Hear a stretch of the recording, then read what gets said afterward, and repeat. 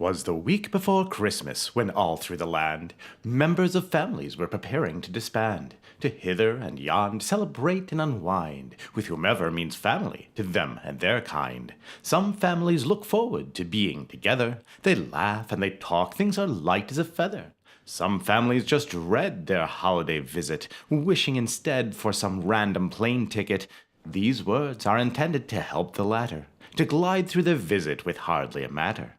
So take heed if you need some friendly advice on how to get through it with scant sacrifice. It's all about boundaries and one's expectations, about buffers, safe zones, and diplomatic relations. It's all about acceptance of yourself and others, because some things you can't change, so don't even bother. This is the story of one such brood who dreaded the holidays much more than they should. Too much arguing, bickering, and passive aggression, too much criticism and complaints, too much anger and tension. See how it is and how it can be when even one family member chooses to see a vision of peace, both outer and inner. Oh, let's be real, how about getting through dinner? After all, happy families are certainly the wish, but sometimes it's fine to achieve happy-ish.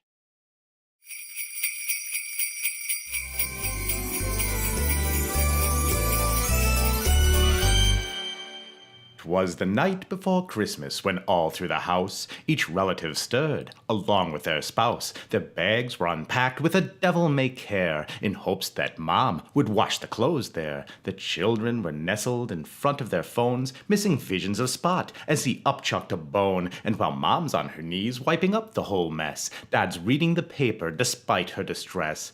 When from inside the kitchen arose such a clatter, we rushed to the sound to see what was the matter.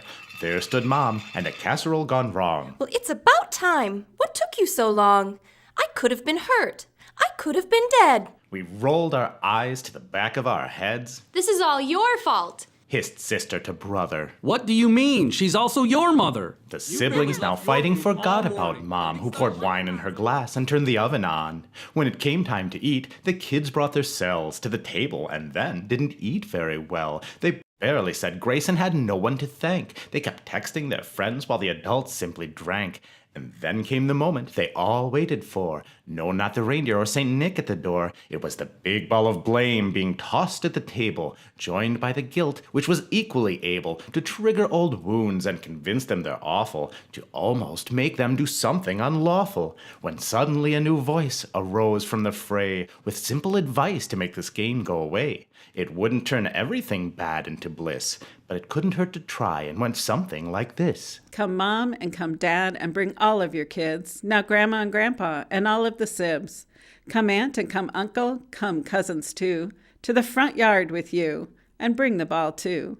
No more pointing out blame, no more passing of guilt. It's time to have boundaries, very sturdily built. Keep your nose out of business that just isn't yours, and keep your business your own. Then no lines will be blurred.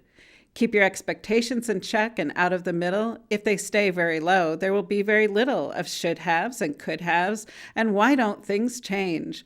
And more of, oh well, this is more in the range of what I know to be true, what I know to be real, so I won't have frustration or anger to feel. Make sure to use buffers like husbands or wives to distract the attackers who cause you such strife. And safe zones are good to get away from it all, to keep yourself centered, balanced, and calm. Be diplomatic, check your opinions at the door, and just nod and smile when they try to make theirs yours. Acceptance is good. Acceptance is great.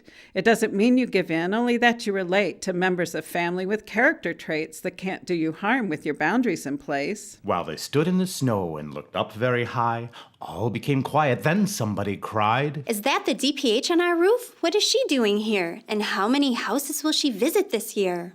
I go where I'm needed. She replied with a wink. If you bring me a ladder, I'll give you one final think. Whether they're ones we are born to or ones we create, without a doubt, families can strive to be great.